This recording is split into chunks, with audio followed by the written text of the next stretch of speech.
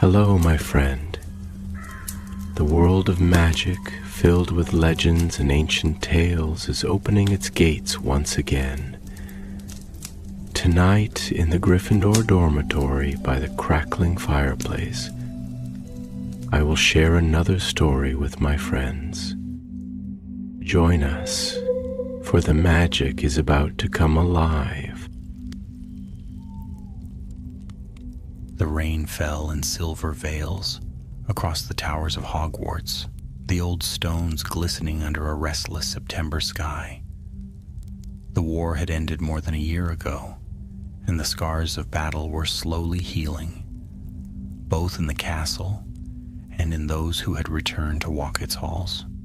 For Harry Potter, who had thought he'd left these corridors behind forever, the chance to return as a student rather than a soldier felt almost like stepping into another life. He arrived at the gates, not in triumph, but with a quiet longing, his trunk rattling behind him and Hedwig's cage empty at his side. The grief of what had been lost still lived inside him, but the castle seemed to breathe him in as though it had been waiting. When he looked up at the towers, he could almost feel Hogwarts itself murmuring a welcome. Ron and Hermione were already there, waving from the stone steps. Hermione clutched a stack of books, so tall, it looked as though she'd raided the library the moment she'd returned. Ron grinned in his lopsided way, his prefect's badge pinned neatly to his robes, though slightly bent from the journey. They were older now, scarred, wiser. But when the three of them clasped hands, it was as though the years of darkness had been a long, terrible dream that at last was breaking apart.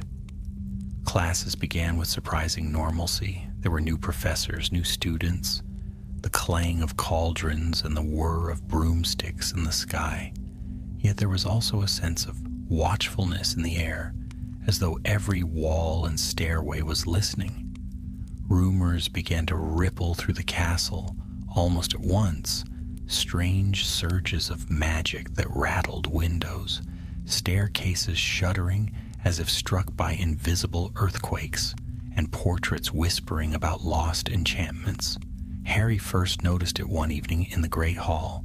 The enchanted ceiling was clear and calm, stars glimmering above, when suddenly the candles dipped and flickered. A rush of warmth spread across the hall, like the breath of a dragon, and every wand on the table sparked with blue fire. Gasps filled the room, and then the flare was gone. Professor McGonagall rose at once, her expression sharp as she called for calm, though even she seemed unsettled. Later, as they made their way back to Gryffindor Tower, Hermione lowered her voice. "That wasn't random. The wards are changing. Something is interfering with the original magic of the founders." Ron frowned. "You mean the charms that keep the castle safe? But they've held for centuries." Hermione nodded grimly. "Yes. Except there were always supposed to be 9 of them. Records mention 8 charms woven by the founders, 1 for each house and 4 more that bind the castle as a whole. But some of the oldest sources whisper of a 9th spell, a keystone. It was never written down, only hidden." Harry felt a chill crawl down his spine. And now it's stirring. In the days that followed, the disturbances grew worse. Books in the library fluttered their pages as if caught in a storm. Armor clattered to life without command. The Whomping Willow lashed at nothing but shadows. Students whispered of ghosts wandering in places they had never been before. Then, in the room of requirement, Harry stumbled upon something that changed everything. He had gone there seeking quiet, hoping the chamber would shape itself into a place of rest. Instead, it became a stone chamber lined with shelves of scrolls, and upon a single pedestal lay a scrap of parchment, sealed with a sigil he had never seen before. Hermione nearly trembled as she broke the seal. This isn't ordinary. Look, this script is older than anything in the library. It's a fragment, a piece of the 9th spell.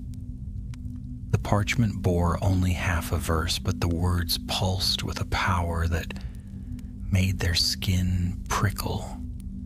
It spoke of binding, of drawing power from the wands of many into one, of mastery over the wards themselves. Imagine if someone finished this spell, Hermione whispered. They wouldn't just control the castle, they could command the magic of every witch and wizard inside. Ron blanched. That's mad. Who'd want to... But Harry already knew. Someone always wanted power. Their suspicions grew sharper when a new figure arrived at Hogwarts that week. Oswin Pendergast, the archivist. Tall, pale, with spectacles glinting like shards of glass, he introduced himself as a historian brought to catalog the ruins of the castle left after the war. His voice was calm, polite, but there was a precision in his gaze that unsettled Harry. It was as though Pendergast were measuring every stone, every word, every secret. Whispers followed him in the corridors. Some said he had studied at Durmstrang, others that he had worked for the ministry in forgotten departments no one dared name. What was certain was that he spent long hours beneath the castle, tracing its foundations, his quill scratching out notes by candlelight. One night, Harry dreamed of the parchment. He saw the words blazing across the walls of the great hall, felt the surge of magic wrenching the wands from every hand, binding them into a single beam of light. He woke with his scar burning faintly, though Voldemort was gone. The next morning, Neville Longbottom was nearly crushed when the stone staircase to the astronomy tower buckled beneath him. He survived only because the stairs shifted back at the last instant. The incident was dismissed as lingering war damage, but Harry noticed the flicker of fear in Professor McGonagall's eyes. Something was happening to Hogwarts. The 9th spell was no longer forgotten, it was awakening, and somewhere in the shadows of the castle someone was searching for it. The castle was uneasy. No one said it aloud, but every student felt it, and even the professors carried the same tension in their voices. Doors that had always swung open easily now stuck fast until coaxed with the right word. Chandeliers flickered when no wind stirred, and the staircases moved with more erratic violence than before, carrying groups of students into corridors that had not been used in living memory. Harry, Ron, and Hermione met in the library almost every night.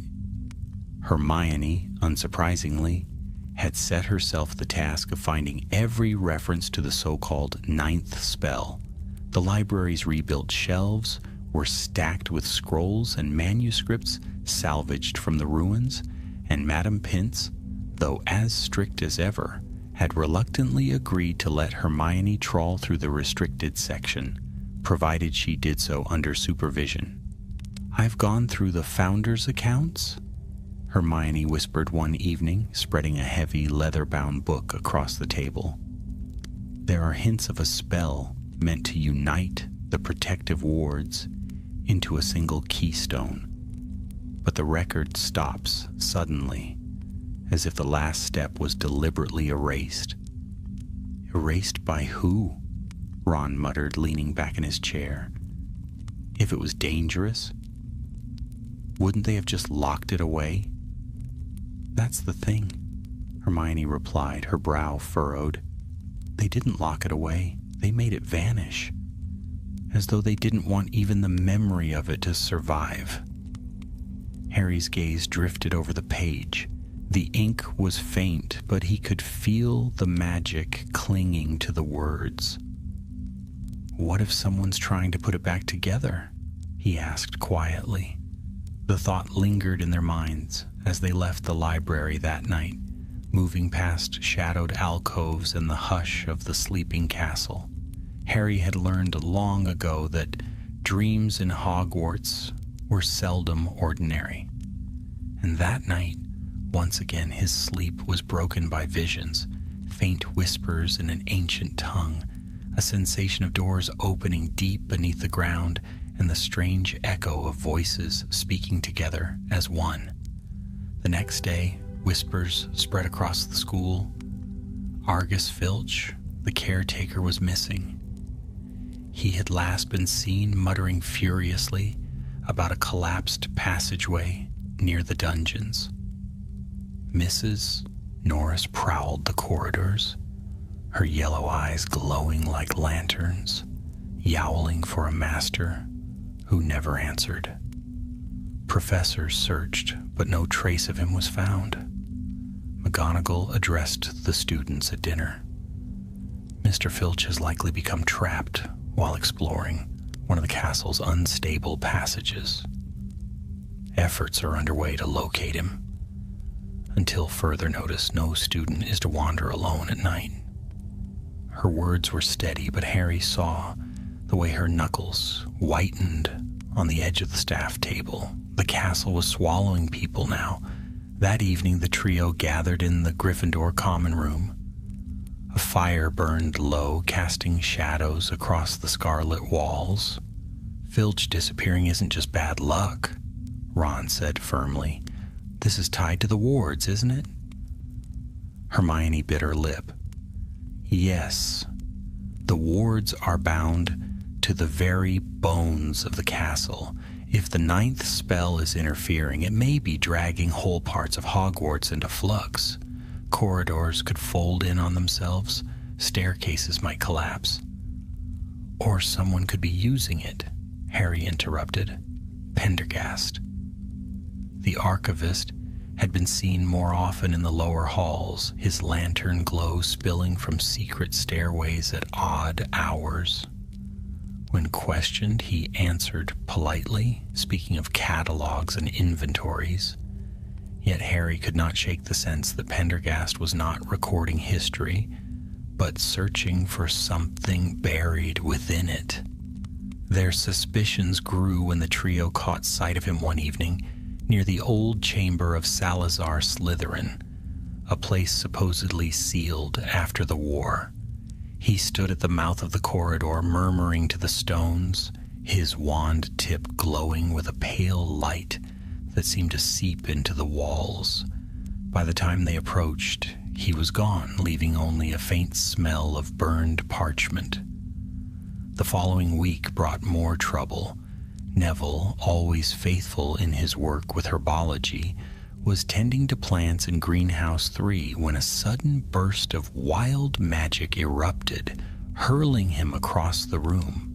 Glass shattered, vines snapped, and he lay stunned, his robes scorched. He recovered quickly, thankfully, but the surge left him shaken.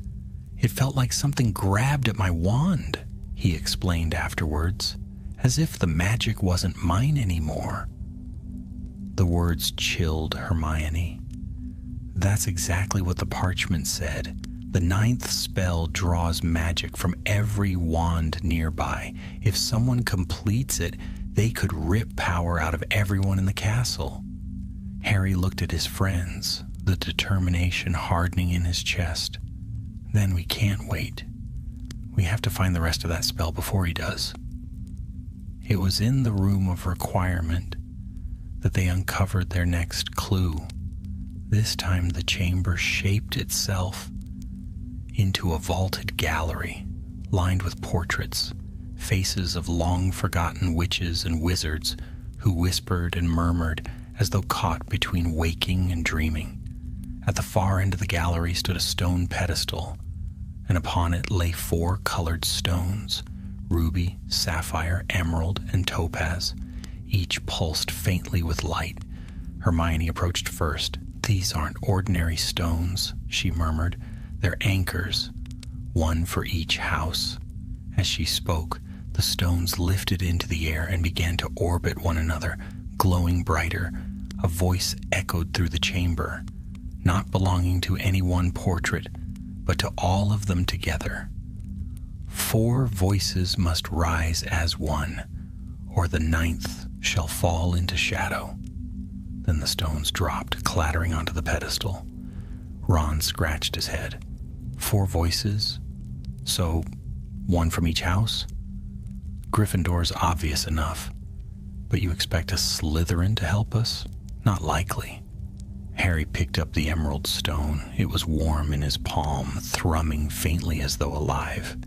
He thought of Draco Malfoy, who had returned quietly to Hogwarts that term, keeping mostly to himself, his family disgraced, but tolerated. A Slytherin voice. Perhaps the only one who might be persuaded. They left the room of requirement with heavy thoughts.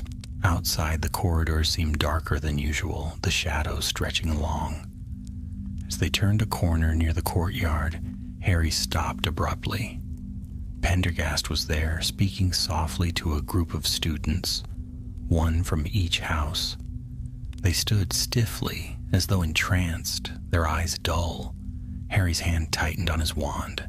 "He's already begun," he whispered. And as Pendergast's gaze lifted, meeting Harry's across the hall, a cold smile touched his lips, as though he had been expecting them all along. Harry could not move at first. The sight of Pendergast standing there in the corridor, his pale features thrown into shadow by the torchlight, rooted him to the spot. The archivist's eyes gleamed as though reflecting more than firelight, and the 4 students beside him, one from Gryffindor, one from Hufflepuff, one from Ravenclaw, and one from Slytherin, stood as still as statues. Their expressions were blank, their wands hanging limply at their sides. Pendergast's lips curved in that same unsettling smile. "Ah, Mr. Potter, Miss Granger, Mr. Weasley. I had hoped you would stumble across us sooner or later." Hermione's breath caught. "What are you doing with them?" she demanded, her voice sharp, though Harry could hear the tremor beneath it. "Guidance," Pendergast said smoothly.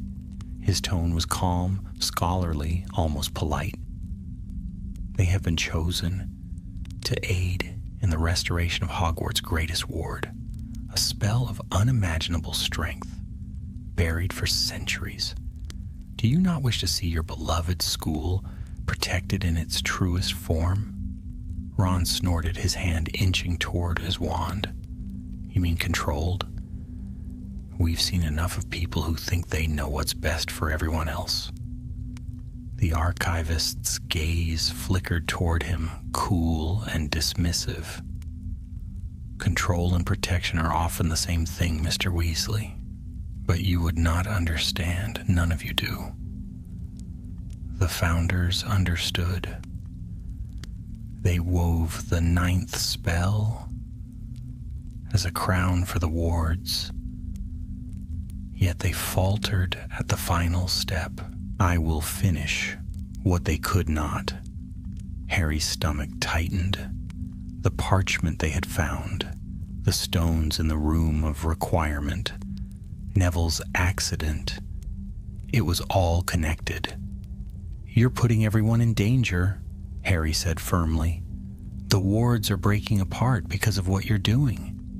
For a moment, Pendergast studied him in silence.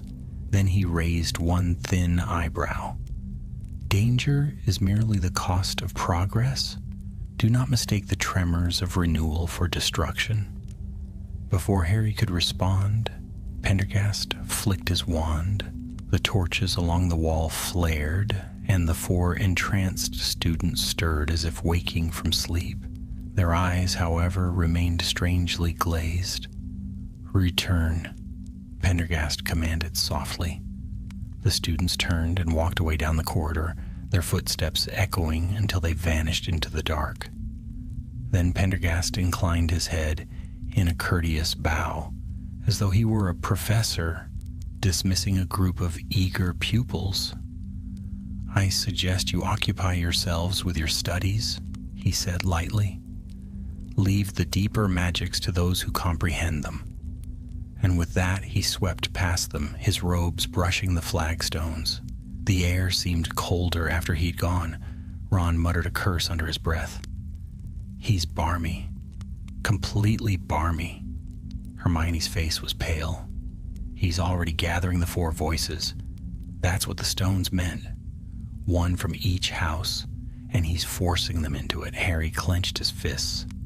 "Then we'll need our own 4 voices. Ones who choose it freely."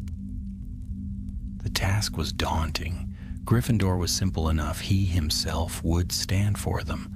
Hufflepuff, too, might not be difficult. Ernie Macmillan or Hannah Abbott would help, especially if Neville asked. Ravenclaw would be trickier. Cho Chang had left Hogwarts, and Luna Lovegood was traveling with her father.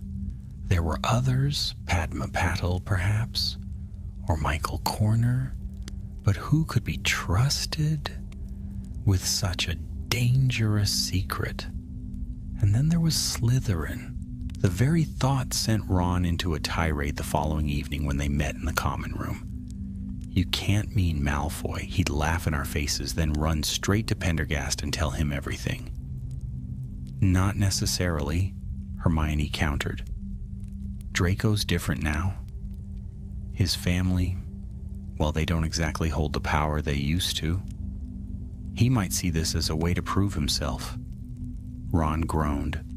"Or he might see it as a way to land us in the hospital wing." But Harry said nothing.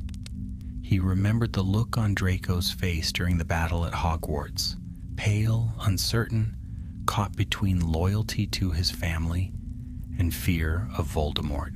He remembered, too, how Draco had not named him to the Death Eaters at Malfoy Manor, though he easily could have.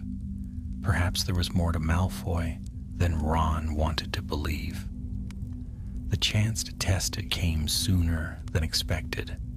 The next day, as students hurried between classes, Harry spotted Draco standing alone near the entrance hall, his usual companions absent.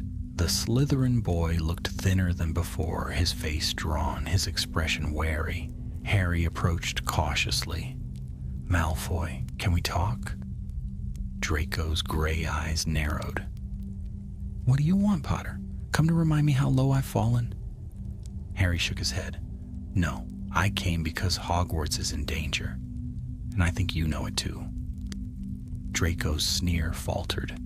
For an instant, Harry thought he saw real fear flicker across his face, but it was quickly replaced by cold indifference. "If you think I'm going to get myself tangled up in another one of your heroic escapades, you're mad." "You've seen it," Harry pressed. "The wards failing, the strange surges, the disappearances.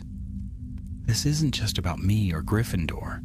If Pendergast finishes what he's doing, every Slytherin will lose their magic along with the rest of us."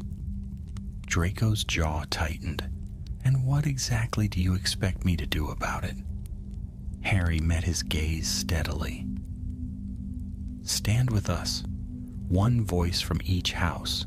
That's the only way to stop him." There was a long pause. The corridor around them hummed faintly, as if the castle itself was listening. Finally, Draco said in a low voice, "I'll think about it." It wasn't a promise, but it was more than Harry had expected. That night, the trio returned to the Room of Requirement, hoping for further guidance. The chamber shifted into a circular hall with walls of smooth stone. In the center lay the 4 anchor stones, once again glowing faintly. This time, however, the stones pulsed more urgently, their light flashing in rhythm like a heartbeat. Hermione touched the sapphire, and the voice returned. echoing from the walls. 4 voices bound in trust. Without choice, the keystone breaks. Beware the false concord. Ron frowned. False concord? It means, Hermione explained grimly, that if Pendergast forces his voices, the spell will collapse or twist into something even worse. Harry bent over the emerald stone, feeling its thrum against his skin. He thought of Draco again. Could there really be trust between them after everything that had passed? Could there ever be? Before he could dwell further, the chamber doors slammed shut. Shadows rippled along the walls, and a cold wind rushed through the hall. Out of the dark stepped the 4 students they had seen with Pendergast. Their eyes glazed once more. Each raised a wand, and their voices spoke as one. Yield the stones. Harry drew his wand. Hermione and Ron did the same. The stones pulsed wildly, light flashing across the chamber. The fight for the 9th spell had truly begun. The air inside the room of requirement quivered as though the walls themselves were under strain. The 4 students who had been taken by Pendergast stood stiffly in a half-circle before Harry, Hermione, and Ron. Their eyes gleamed with a dull, unnatural light, and their wands pulsed faintly, as if another hand guided them. Yield the stones, they repeated, voices flat and cold. Harry stepped forward, wand raised. We're not giving you anything. You don't know what you're doing. The Ravenclaw girl, whose name Harry recalled as Marietta Edgecomb's cousin, tilted her head slightly, her expression void of recognition. The 9th spell must be completed. All resistance will be broken. Then, without warning, the 4 moved at once. Spells shot across the chamber, bright arcs of magic that struck the stone walls with thunderous cracks. Harry ducked, throwing up a shield charm, while Ron rolled aside as a jet of yellow light scorched the ground where he had stood. Hermione shouted a counter curse, her wand flashing.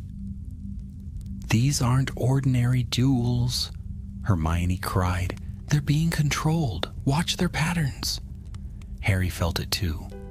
The spells came not with the hesitancy of students, but with the precision of an unseen master. Pendergast's hand was in every curse, every strike.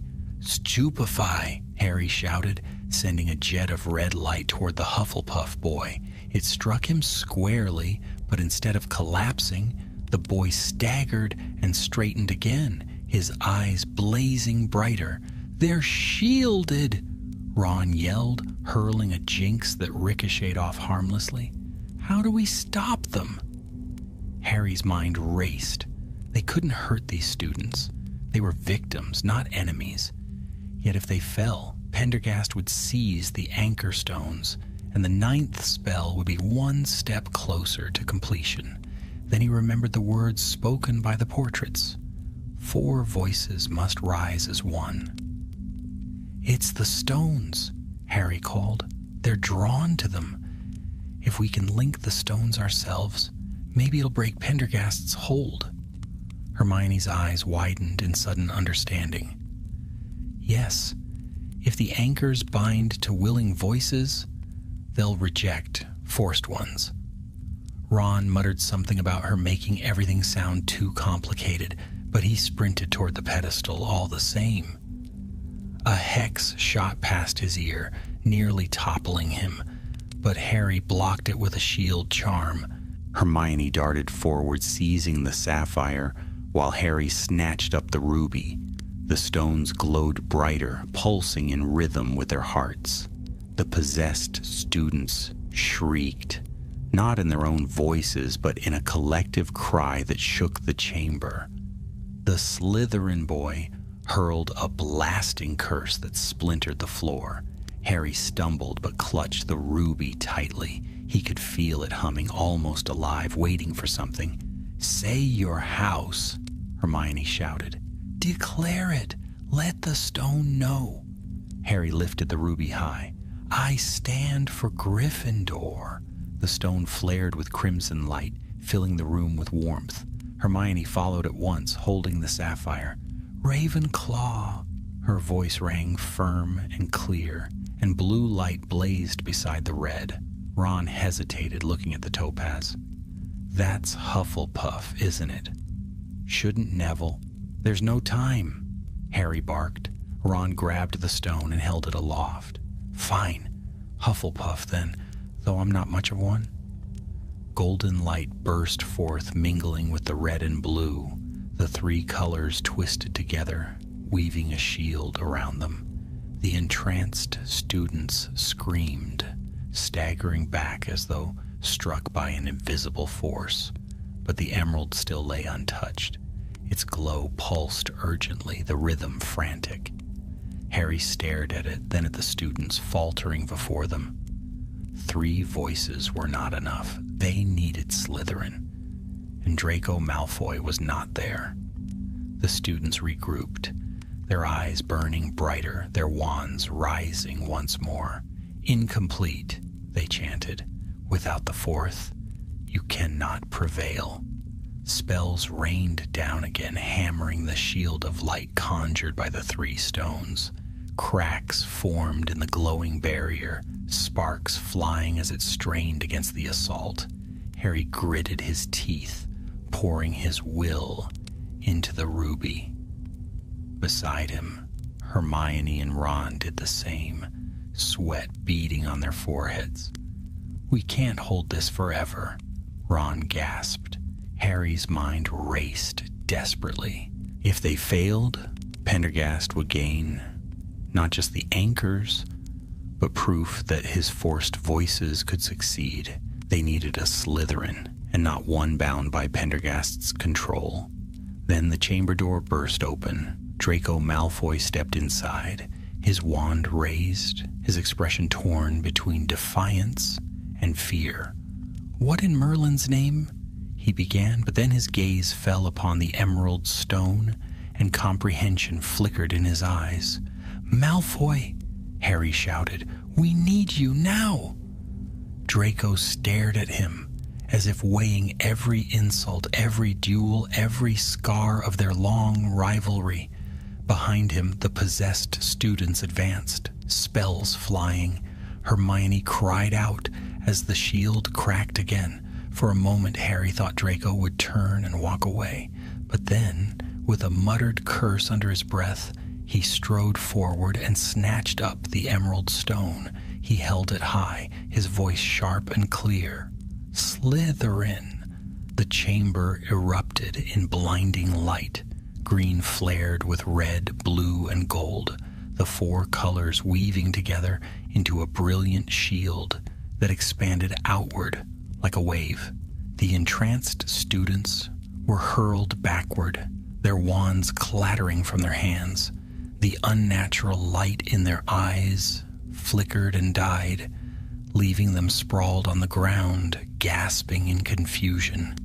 The stones settled back onto the pedestal, glowing steadily now, their pulse calm. The chamber fell silent except for the ragged breathing of those within. Harry lowered his wand slowly, his eyes fixed on Draco. For the first time there was no sneer, no smugness in his expression, only weariness. You saved us, Harry said quietly. Draco looked away, his jaw tight. Don't make a habit of it, Potter. Ron muttered something about the world turning upside down, but Hermione's gaze was sharp with thought. It worked, she murmured. 4 willing voices. The stones accepted us. Pendergast's hold broke. But Harry knew this was only the beginning. Pendergast would not stop simply because they had resisted him once. The Archivist had seen their power too, and he would be more determined than ever to claim the 9th spell for himself. And now, the 4 of them, Gryffindor, Ravenclaw, Hufflepuff, and Slytherin, were bound together in a way none of them had expected. The true test was yet to come. The chamber lay in silence after the clash. The 4 students who had been under Pendergast's control sat groaning, rubbing their temples as if waking from a heavy sleep. Their wands lay scattered across the floor, the glow in their eyes extinguished. Hermione hurried to them at once, kneeling beside the Ravenclaw girl. "Are you all right?" she asked gently. The girl blinked, her eyes clearing. I don't remember. I was in the library and then..." She broke off, trembling. "They don't know what happened," Hermione said quickly. "Pendergast was controlling them." Ron shoved his wand into his pocket, scowling. "Which means he's got tricks up his sleeve even darker than we thought. Controlling students? That's not just wrong, that's foul." Harry nodded grimly. He turned to Draco, who still held the emerald stone as though it might burn him if he let go. "You broke his spell," Harry said. Draco dropped the stone onto the pedestal with a clatter. "Don't think this makes us friends, Potter. I didn't do it for you." Ron rolled his eyes. "Of course not. You just happened to come charging in at exactly the right moment because you fancied a stroll." Draco's glare silenced him, but Harry noticed something else. Behind the sharpness in Draco's eyes was unease. Whatever his reasons, he had made a choice, and that choice had mattered. Before Harry could speak again, the walls of the chamber groaned. The stones on the pedestal pulsed once more, and the voice of the founders filled the air. 4 have spoken. 4 have bound. Beware the seeker of false concord. The 9th stirs in the Undercroft. The voice faded, leaving a hush so complete that even Ron did not dare to speak for several seconds. Hermione rose slowly to her feet. "The Undercroft," she repeated. "It must mean the hidden foundations beneath the Great Hall. There are passages down there no one's used for centuries." Harry felt the weight of the words settle into his chest. Pendergast's goal was clearer now. If the 9th spell could be found and completed anywhere, it would be in those ancient depths. Draco crossed his arms. "If you think I'm following you into whatever pit the castle coughs up, you're mistaken. I've risked enough already."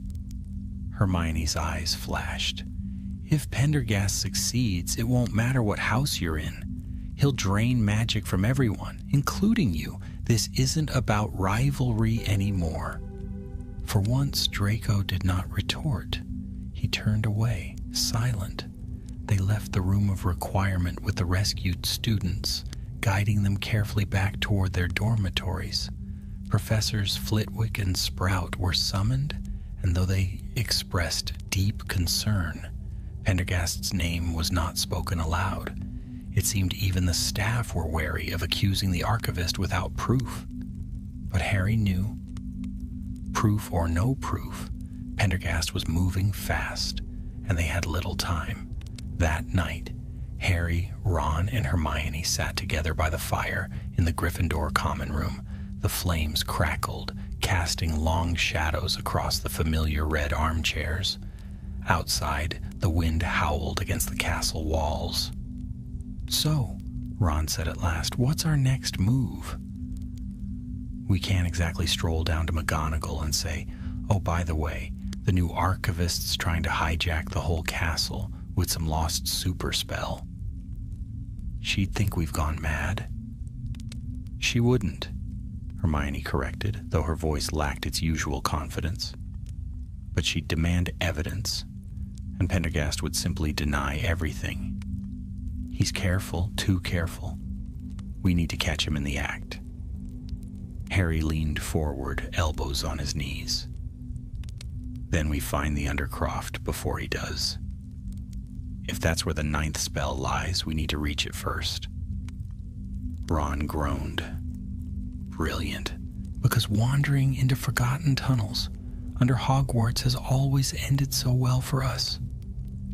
But despite his words, Harry knew Ron would follow.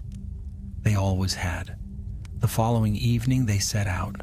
Hermione had uncovered an old sketch of the castle's foundations in a tattered atlas, half burnt at the edges. It hinted at a stairway once concealed near the Great Hall, sealed off after the time of the Founders. They searched carefully, brushing their hands along the walls, near the carved statues that lined the hall. At last, Harry's fingers caught on a faint groove in the stone behind the statue of a griffin. He pressed, and with a grinding sound, the wall shifted, revealing a spiral stair descending into shadow. Ron peered down, wrinkling his nose. I knew it. Creepy stairs to certain doom. Can't wait. Hermione lit her wand. Lumos. The narrow passage stretched below, the air heavy with dust and the smell of damp earth. Come on, we can't turn back now. Step by step, they descended, the sound of their footsteps echoing in the close dark. The stair ended at a vast archway of stone, its lintel carved with words so ancient, Hermione had to whisper a translation under her breath. Here lies the heart, guarded until chosen. Beyond the arch was a hall unlike any Harry had ever seen.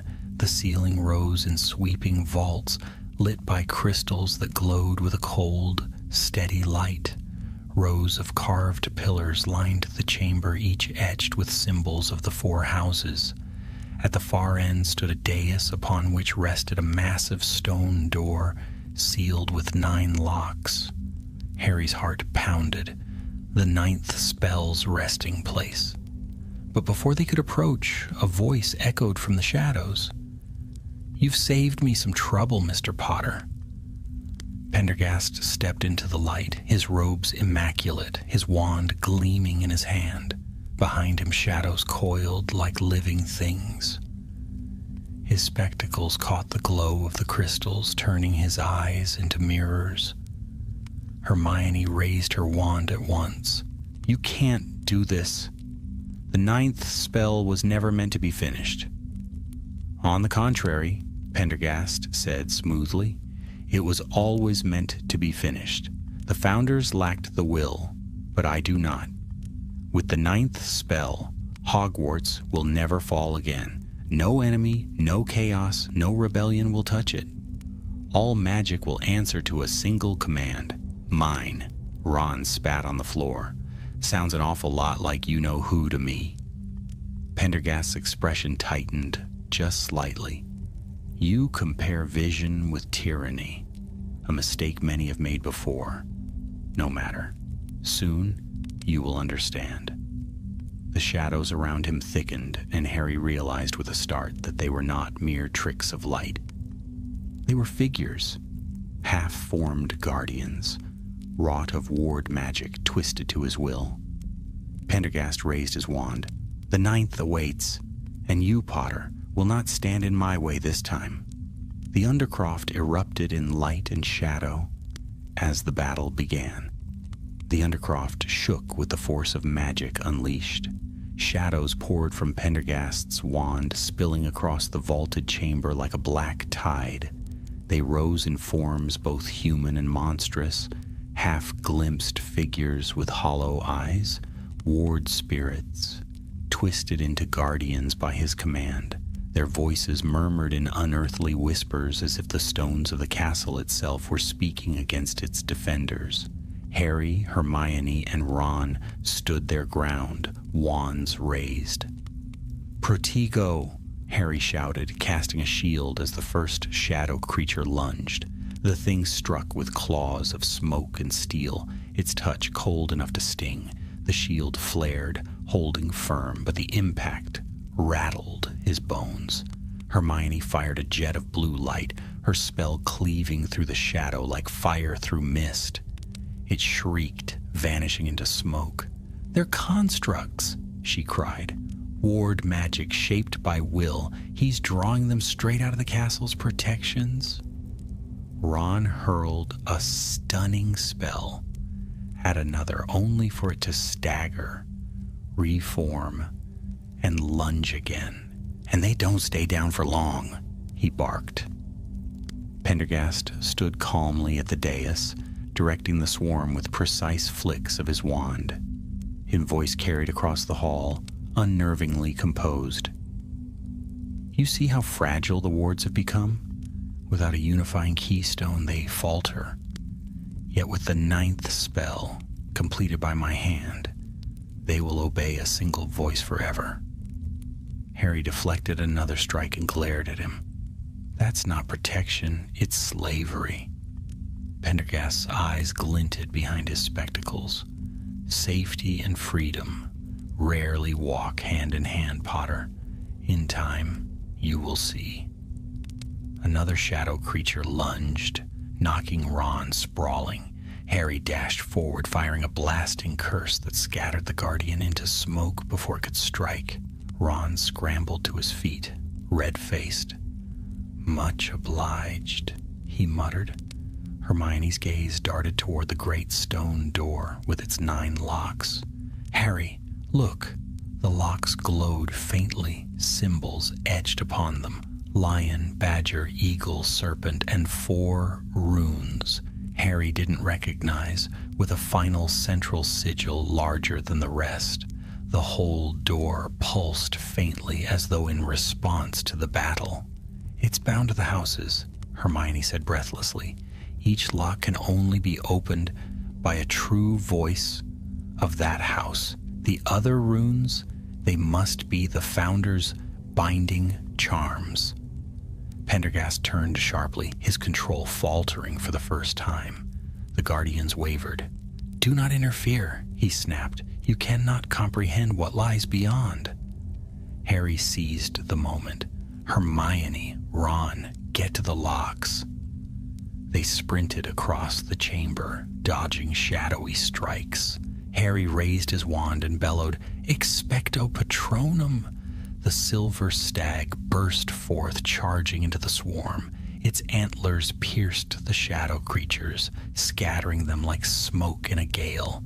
Light flooded the hall, driving the Guardians back. Pendergast's expression hardened. "Impressive, but light alone will not save you." He slashed his wand and a new Guardian rose, a massive figure with wings like a bat, its eyes glowing red. It roared, shaking the chamber. Harry grit his teeth. "Hermione, the lock!"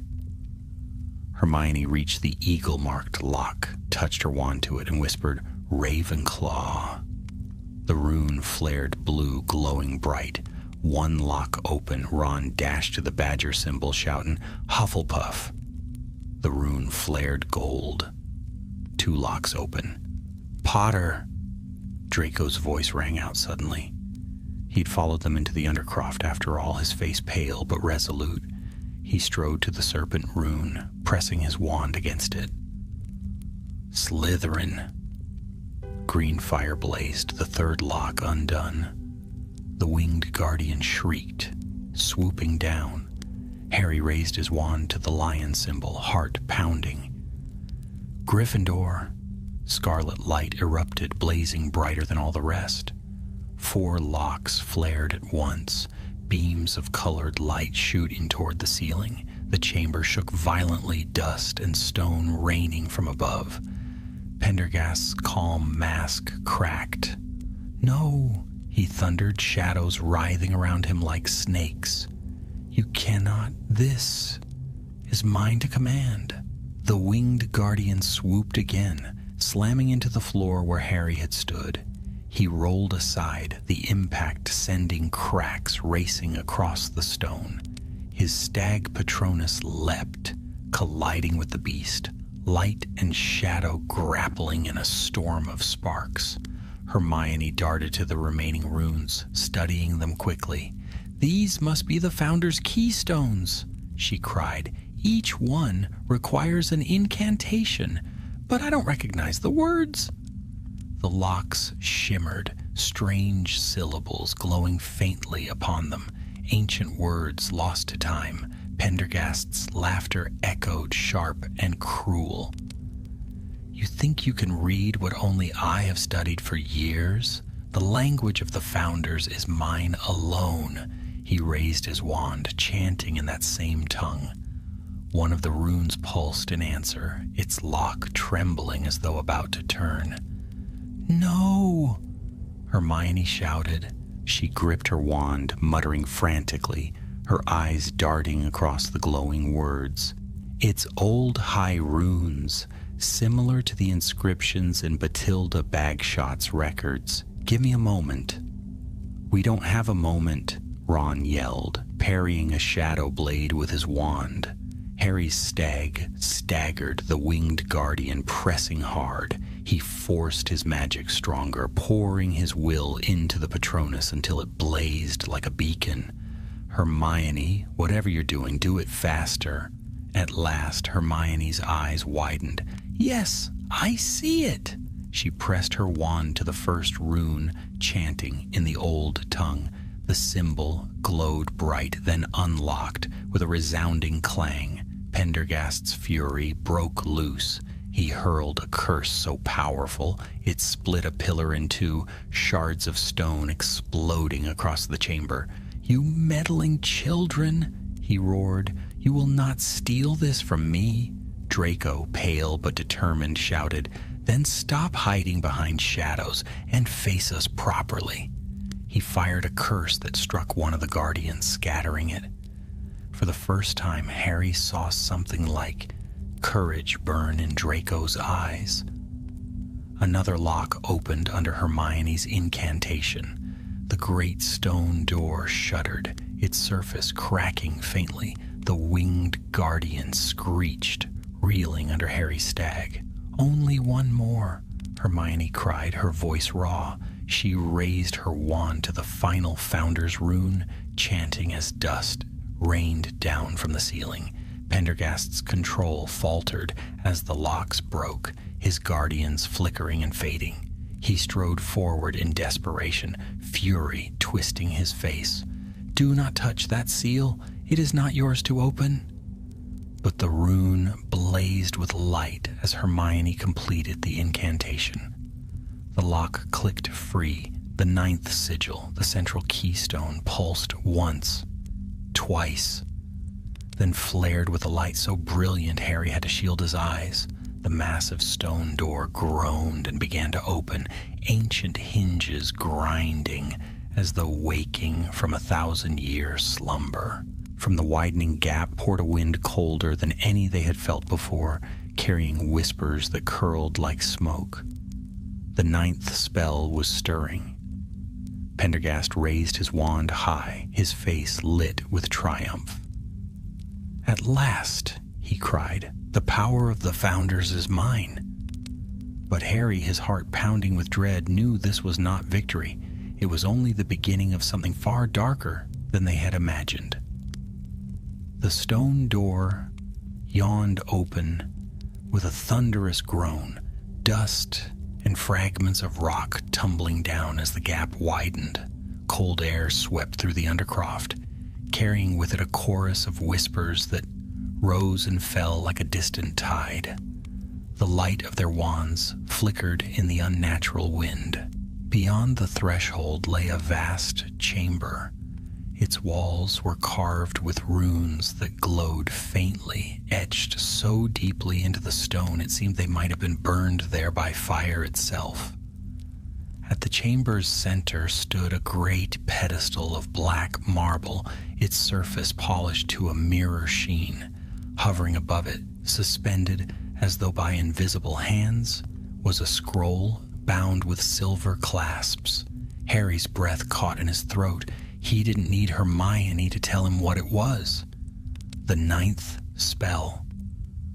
Pendergast strode forward, his face illuminated with triumph. The shadows that had swirled about him in the hall now rushed eagerly toward the scroll, drawn to it like moths to flame. His voice rang through the chamber, no longer calm but fervent. Centuries of waiting, generations of fumbling incompetence, and at last, the true heart of Hogwarts. Harry raised his wand. "Don't!" he shouted, stepping between Pendergast and the pedestal. "You have no idea what that spell will do."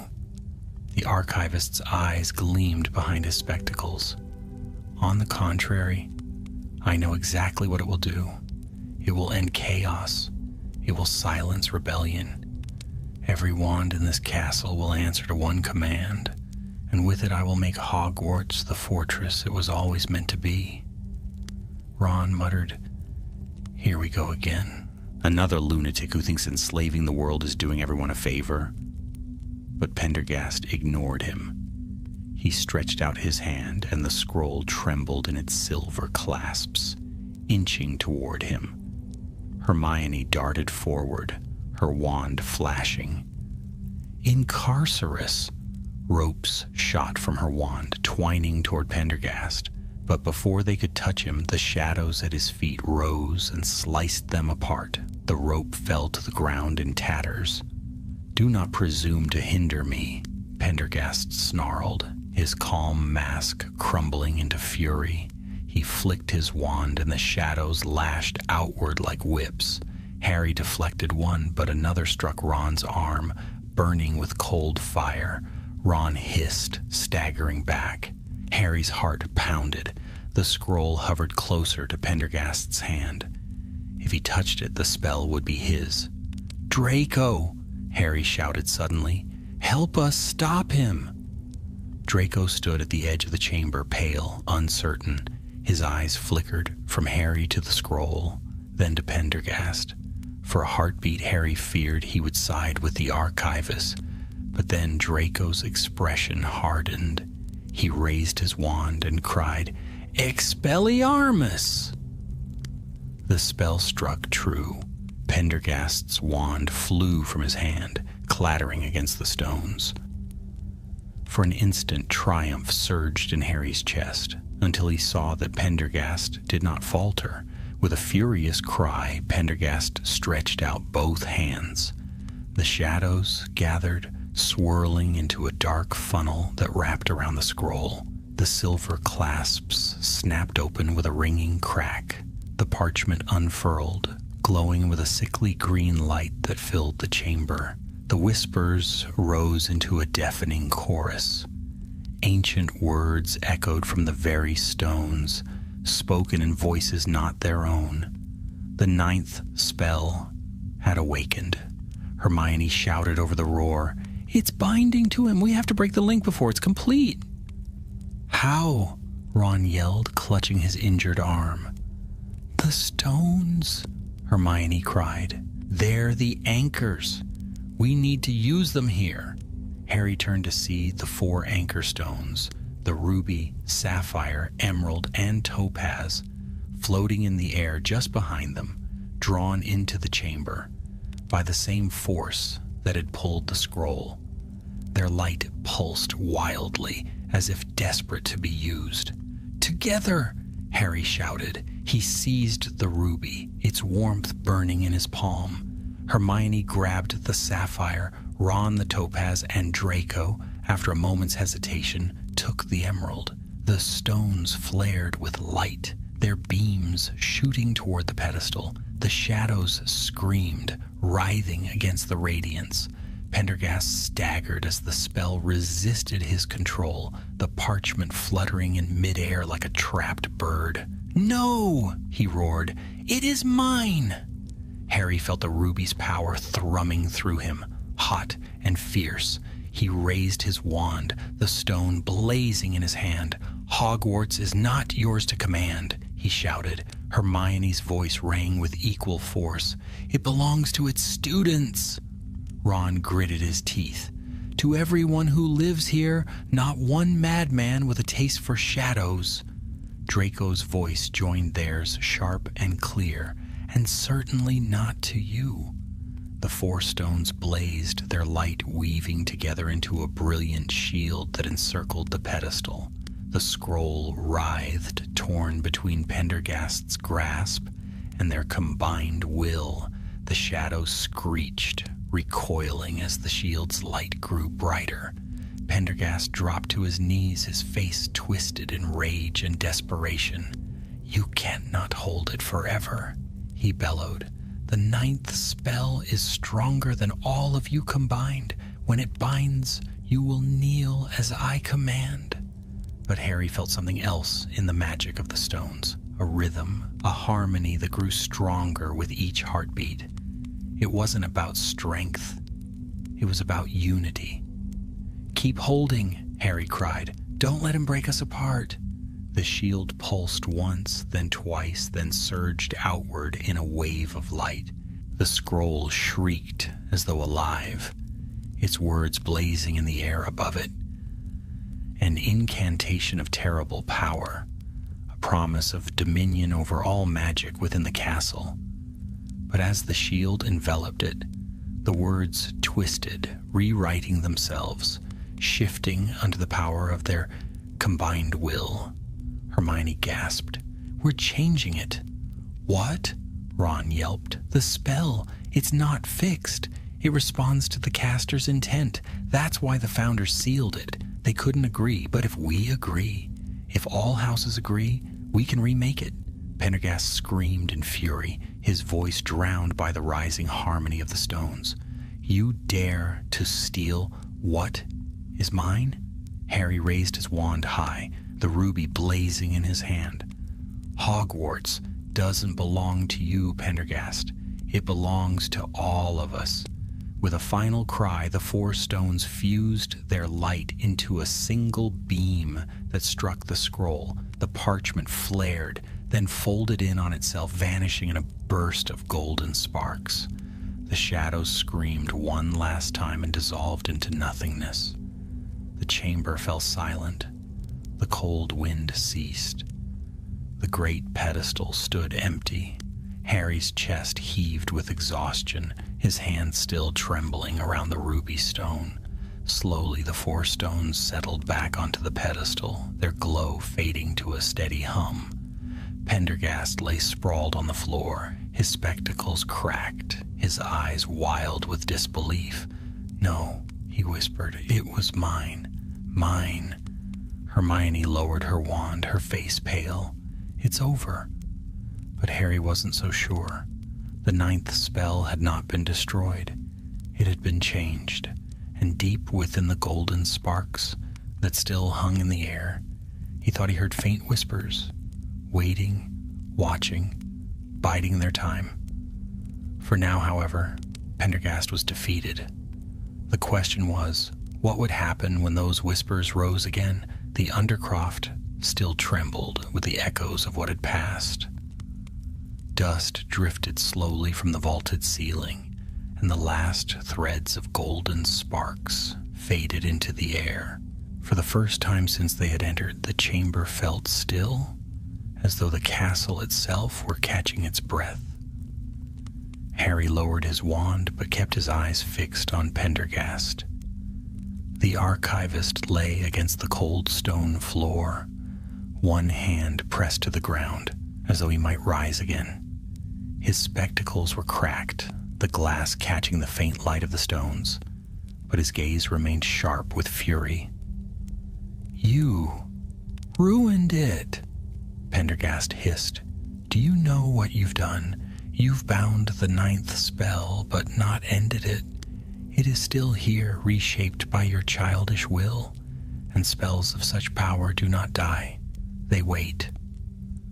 Hermione knelt cautiously beside the pedestal, studying the 4 anchor stones that had settled once more into place. Their glow was calm now, no longer wild or frantic, but steady, like embers waiting for a spark. "He's right," she said reluctantly. "The 9th spell hasn't been destroyed. It's been rewritten, and what we've written into it may not last forever." Ron groaned, rubbing his injured arm where the shadow whip had struck. "Brilliant. So instead of stopping him, we've just given Hogwarts a brand new ticking time bomb." But Hermione shook her head. "No, not a bomb. A safeguard. We bound the 9th spell to unity. It can only be awakened if the 4 houses agree together. That means no one, no individual, can ever wield it alone again. Draco, who had lingered silently at the edge of the chamber, spoke for the first time. His voice was low but steady. "You're certain of that?" Hermione met his eyes. "As certain as I can be. The founders left it unfinished because they could not trust one another. We finished it together. That changes everything." Draco's mouth twisted as though the word together tasted bitter, but he said nothing more. Harry stepped closer to Pendergast, whose anger had not abated. "It's over," Harry said firmly. "You're finished." The archivist's lips curled in a cold smile. "You think the ministry will believe you? That your professors will take the word of 4 students? 2 with reputations for breaking every rule?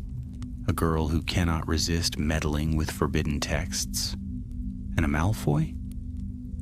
He spat the name like poison. "They will not see me as you do. I am the archivist of Hogwarts. I am a scholar.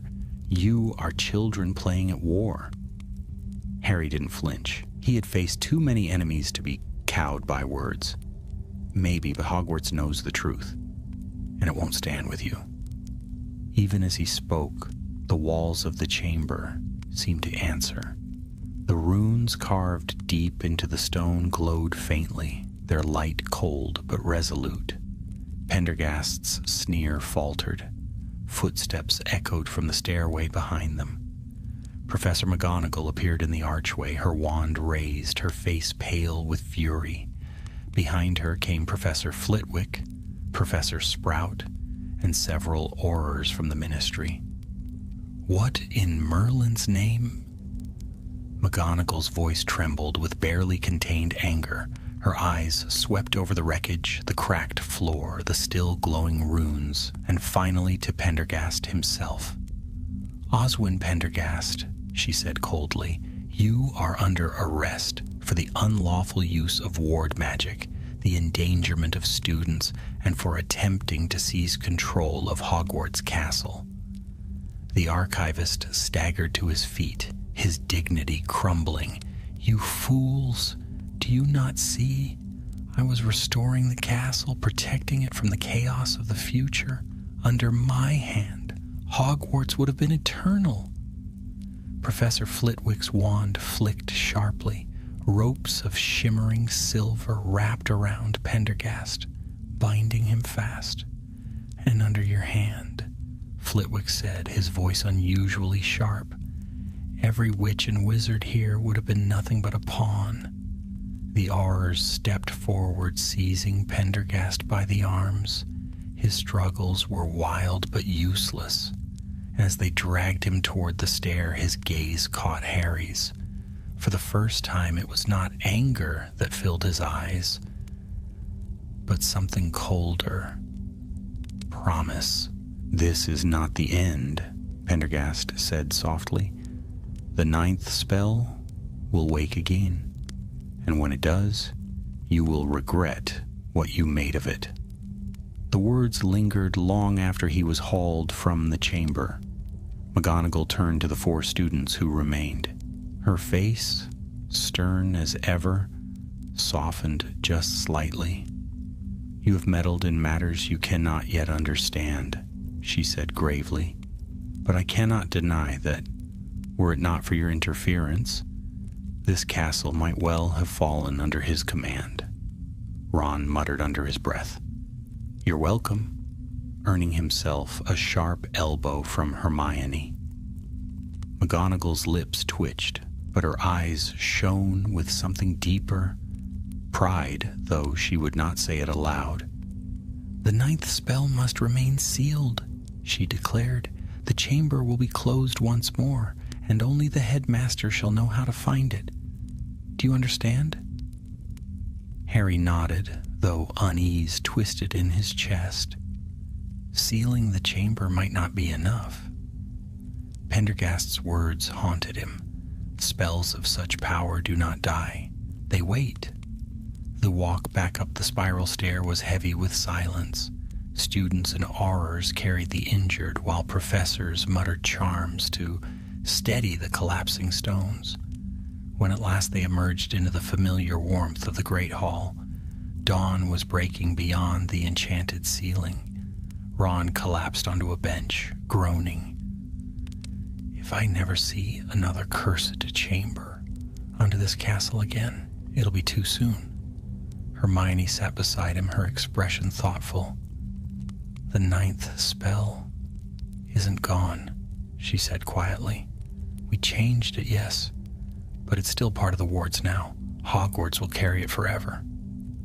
Draco stood apart, staring at the shifting light of dawn. He looked different, less certain, less polished. At length he turned to Harry. Don't think this changes anything between us. I helped because I had to, not because I wanted to. Harry met his gaze. Maybe. But you still chose to stand with us. That matters. Draco's expression flickered, unreadable. He turned without another word and strode away. As the hall filled slowly with the chatter of waking students, Harry sat in silence, watching the sky lighten. The 9th spell had been bound, but its whispers still lingered in his mind. Perhaps they always would. For now, Hogwarts was safe, but safety in the wizarding world never lasted long. Hogwarts returned to its routines with surprising speed. Lessons resumed, staircases shifted with their usual mischief, and owls swooped through the rafters of the great hall with letters and parcels, as though nothing extraordinary had happened. The staff spoke little of Pendergast's arrest, and among the students his name quickly became another whisper, another rumor, another story that would be passed around in secretive voices for years to come. Yet Harry knew the truth. The 9th spell had not vanished. It had only been reshaped, and deep beneath the castle, the runes still pulsed faintly with the mark of their choice. At first, life seemed almost normal. Harry found himself in charms again, carefully flicking his wand under Professor Flitwick's sharp eye. Ron grumbled over piles of essays and history of magic, and Hermione flourished as always, dragging them both into the library long after dinner. There were Quidditch practices, late-night talks in the common room, and even laughter, real laughter, which had seemed impossible in darker times. But now and then, small things happened. Things no one else seemed to notice. A lamp would flare when Harry walked past, glowing brighter than all the others. Books whispered faintly when Hermione opened them, as though their pages remembered the chamber's whispers.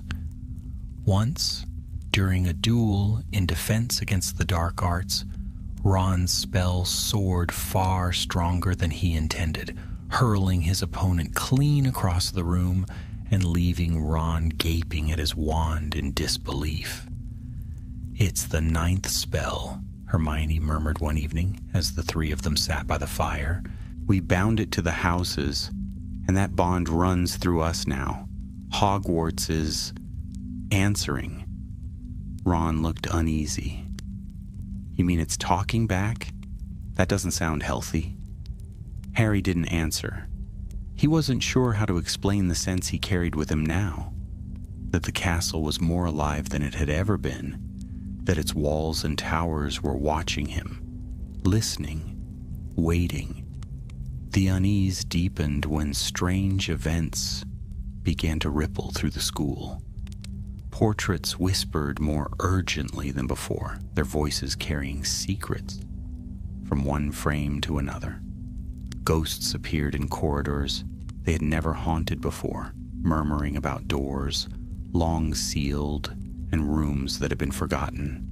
Even Peeves grew wilder, his pranks more elaborate, as if the castle itself lent him mischief. And then there were the dreams.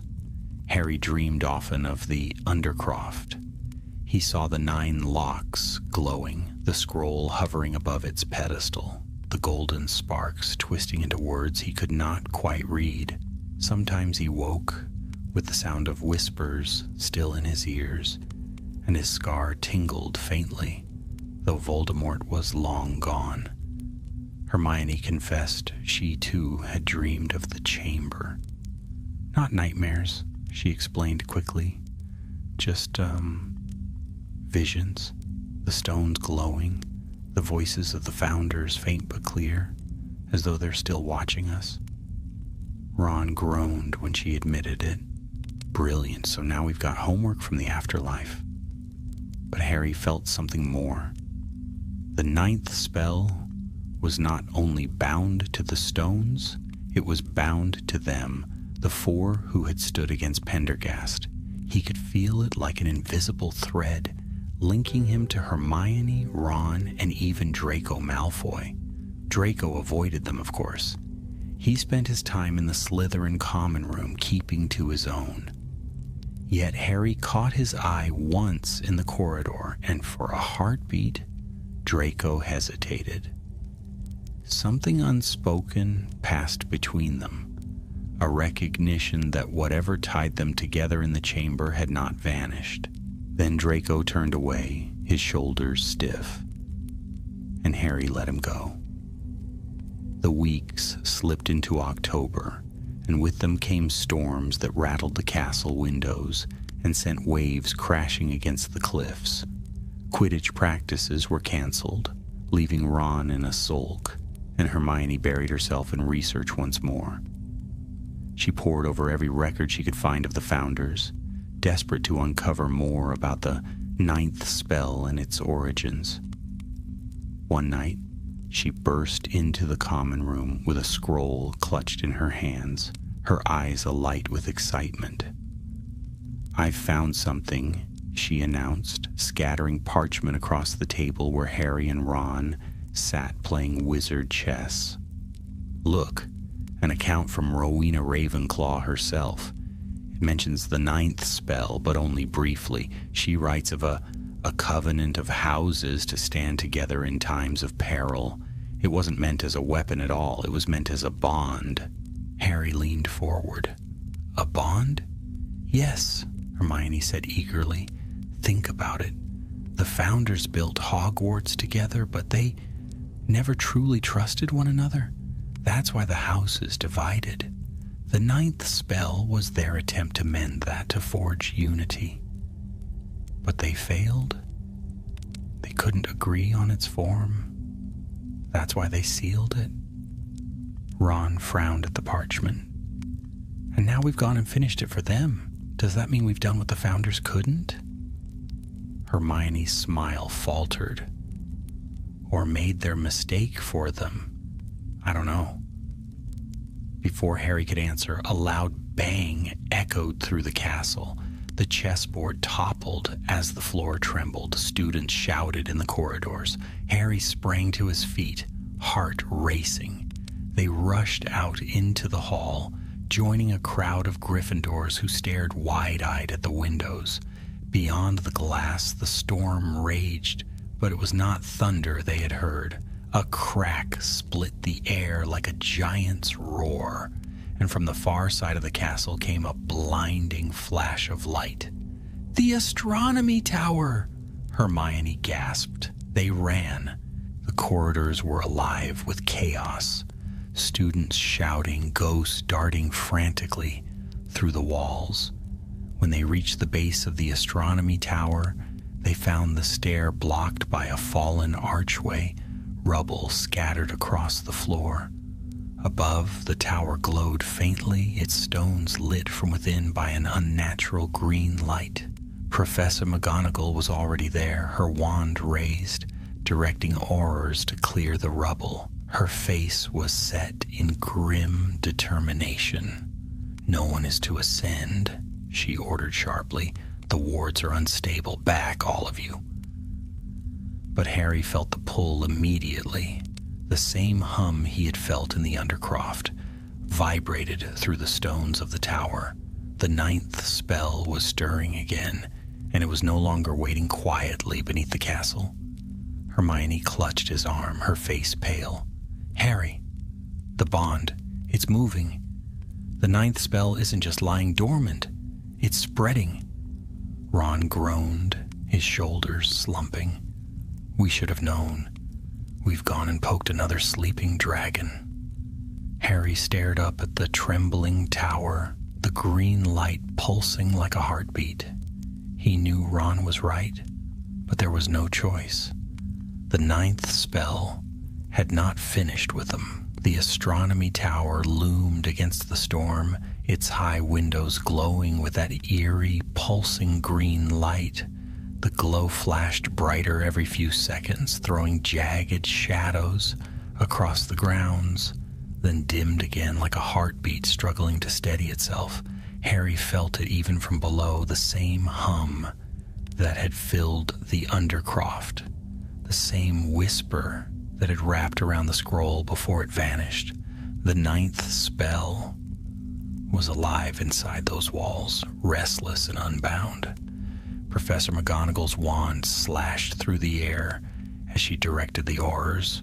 Stones shifted, rubble cleared, but each time they tried to climb the stair, another tremor shook the tower. Magic cracked across the walls in green sparks, forcing them back.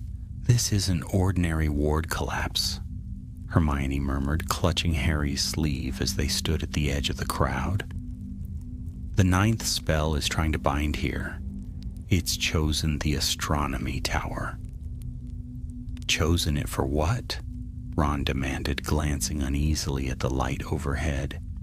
Hermione bit her lip. "That's what we have to find out." Harry already knew there would be no waiting, no leaving this to professors and aurors. The spell had tied itself to them the moment they spoke in the Undercroft.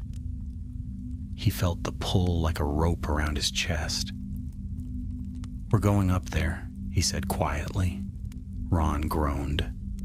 "Of course we are." They slipped away from the gathered students, circling to a side passage where the rubble had not yet blocked the way. The walls here shook faintly, dust drifting from the ceiling.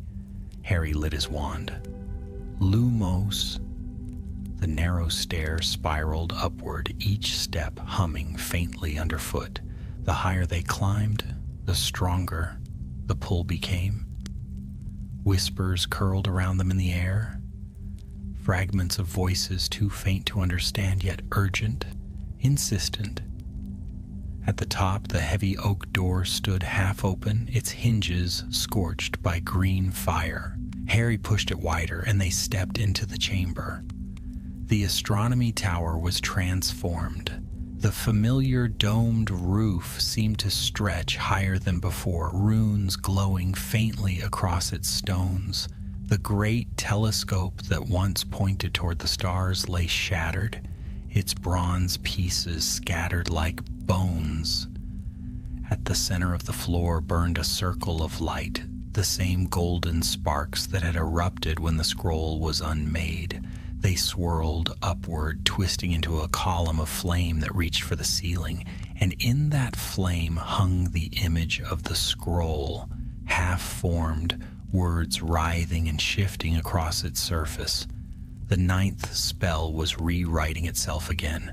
Hermione gasped. "It's alive. It's trying to stabilize.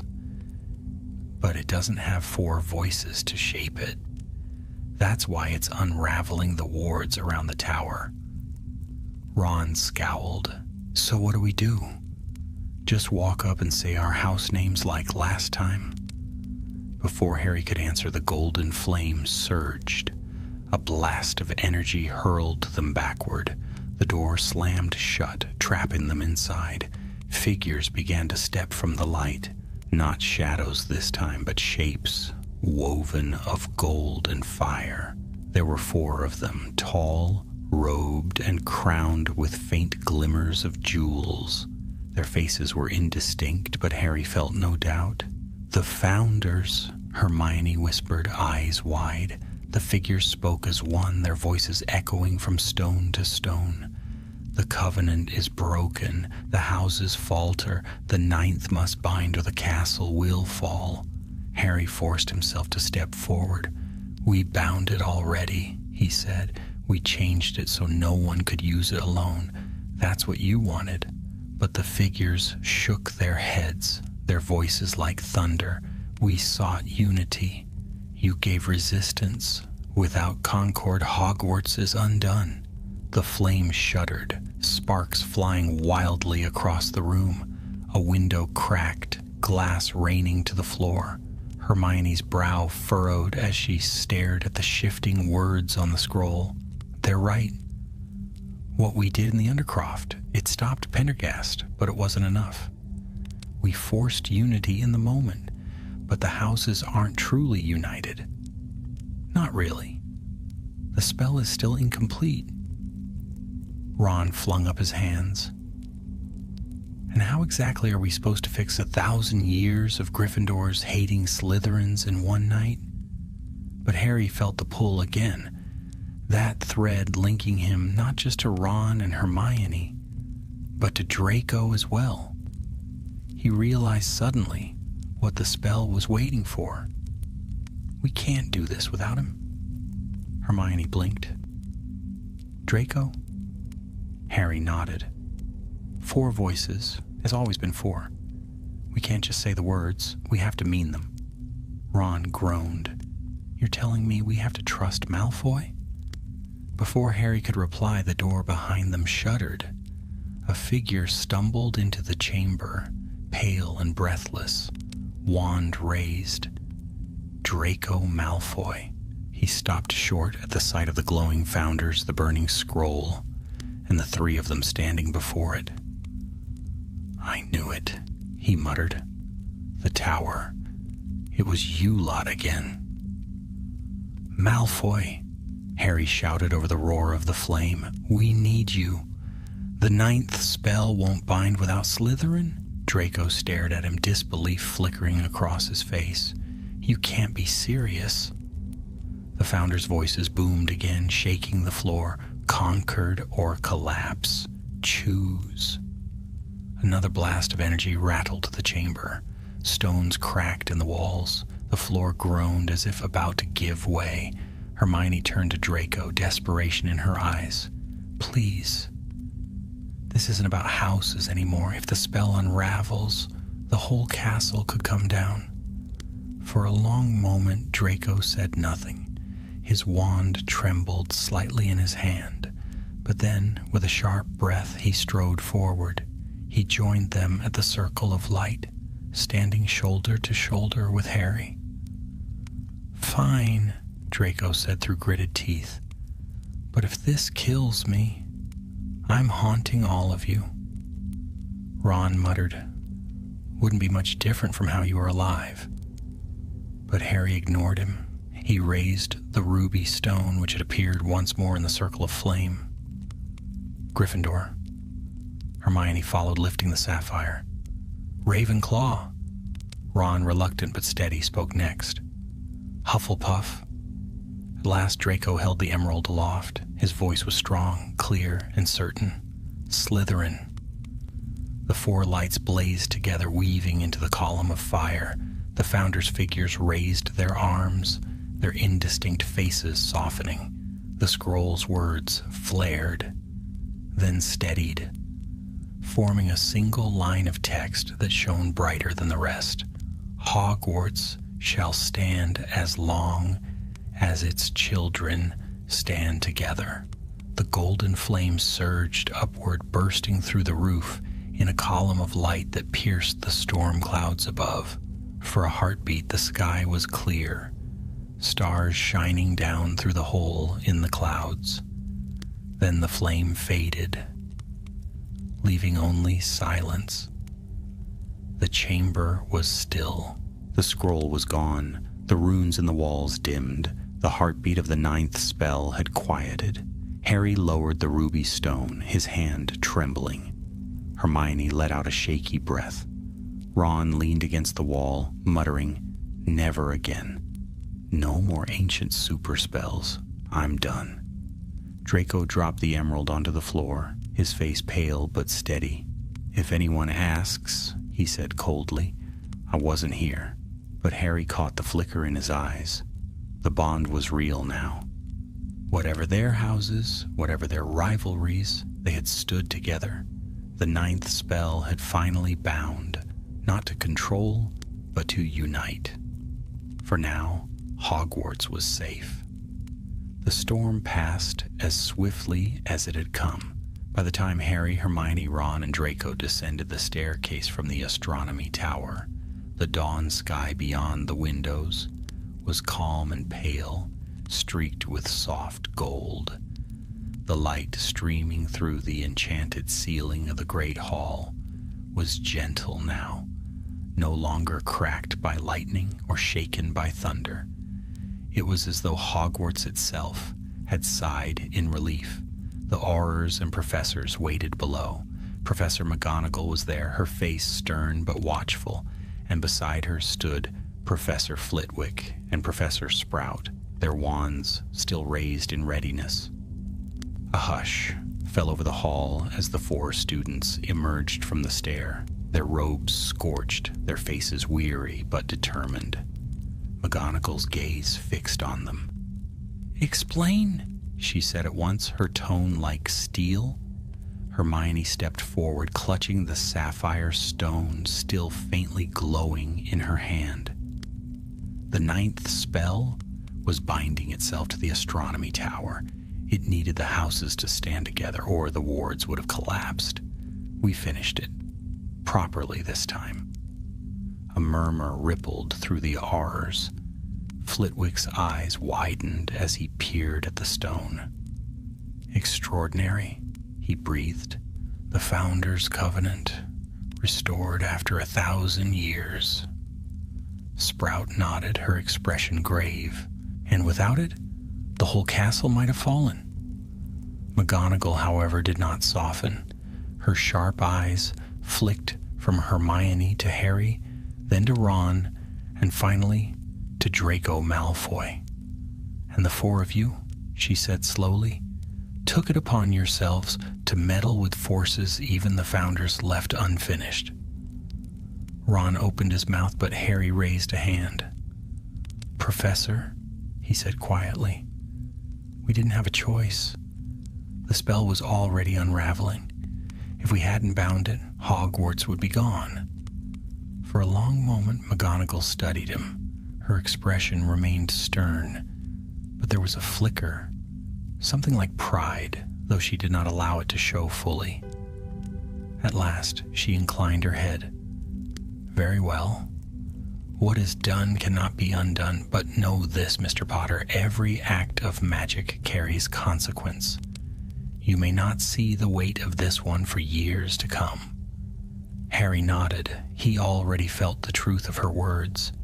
The professors dismissed the crowd, and the students returned to their dormitories, buzzing with speculation. Rumors would spread by morning that the astronomy tower had blazed with fire, that the ghosts had cried out, that Harry Potter and his friends had once again stood at the heart of it all. Few would know the truth, and fewer still would understand it. In the Gryffindor common room, the three of them collapsed into chairs by the fire. The flames glowed warm, crackling softly, as though unaware of the night's chaos. For a long time, none of them spoke. At last, Ron broke the silence. "So, that's it then? No more cursed scrolls, no more shadowy archivists, no more towers trying to collapse on our heads?" Hermione gave a tired laugh. "For now. But the ninth spell will always be part of Hogwarts now. We finished what the Founders began. That means the houses are bound together, whether they like it or not." Ron made a face. "Which means we're stuck with Slytherins forever." Harry smiled faintly. "Maybe that's not such a bad thing." Ron gaped at him, but Hermione only looked thoughtful. Later that night, when the common room was empty and the fire had burned low, Harry slipped out into the corridors. The castle was quiet, its torches dimmed, its staircases still, yet he felt the hum beneath his feet, the steady thrum of magic running through the stones. He found himself drawn to the entrance of the astronomy tower once more. The rubble had been cleared, the stair sealed by wards, but the air still held the faintest echo of golden light. And there, waiting in the shadows, was Draco Malfoy. He leaned against the wall, arms crossed, his expression as cool as ever. Potter, Malfoy. They stood in silence for a moment. The air between them was taut, not hostile, but not easy either. "You should know," Draco said finally, "that I didn't do this for you, or for Gryffindor, or for anyone else really." Harry's lips twitched. "I know." Draco hesitated, then looked away. "But the spell, it bound us together, whether we like it or not, so don't expect me to be friendly, Potter, but maybe..." His voice trailed off softer now. "Maybe I won't be your enemy either." Harry met his gaze. For the first time he saw not arrogance or disdain, but weariness, and something else, a flicker of possibility. "Fair enough," Harry said quietly. Draco gave a short nod, then turned and disappeared into the shadows. Harry stood alone for a while longer, listening to the hum of the castle around him. He thought of the words that had burned across the scroll. "Hogwarts shall stand as long as its children stand together." It wasn't a promise of peace. There would still be rivalry, arguments, even bitterness. But beneath it all, there was now a bond, a magic deeper than tradition, stronger than enmity. When Harry finally returned to the common room, the fire had died to embers. He sat for a long time in the quiet, watching the last sparks glow and fade. For the first time in many years, he felt not just the weight of battle, but the hope of something new. The war was over. The shadows had been faced. And though the ninth spell would always whisper in the stones of Hogwarts, it no longer threatened to enslave or destroy. It was at last what the founders had dreamed, a bond of unity, waiting to be called upon in times of need. And Hogwarts stood.